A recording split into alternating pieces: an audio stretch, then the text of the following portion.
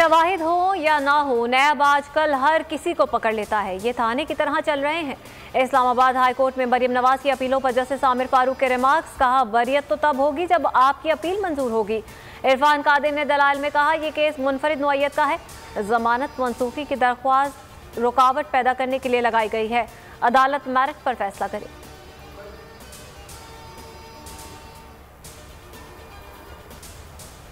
नैब तरमीमी ordinance के खिलाफ दरखास्तें। Lahore high court ने वफाकी हुकूमत और दीगर से रिपोर्ट तलब कर ली।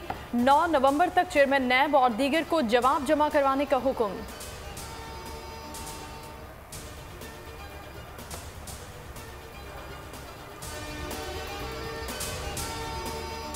नए DGISI का तकर्रुर। वज़ीर आज़म इमरान खान और army chief general Qamar Javed Bajwa के दरमियान मुशावरत मुकम्मल।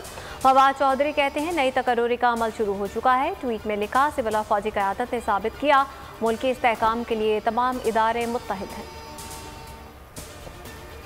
असासाजात के स्पीकर सिंध असम्बली आगा सिराज दुरानी की जमानत मुस्तरद। गिरफ्तारी के लिए 2 टीमें तश्कील।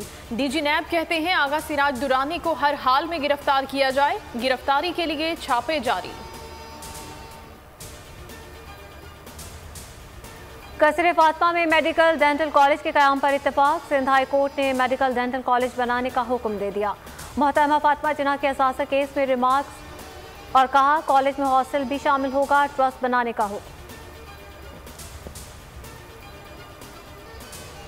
नशे के आदी अफराद से जान छुड़ाने का अनोखा तरीका। कराची पुलिस बस में भरकर सजावल पहुंच गई। मवालियों के झुंड को दरगाह शाह अकीक पर छोड़ दिया।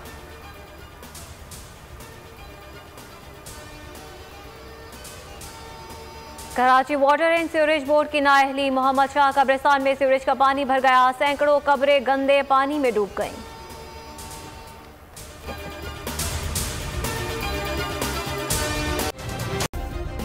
सब्सक्राइब करें और बेल दबाएं ताकि कोई खबर रह न जाए।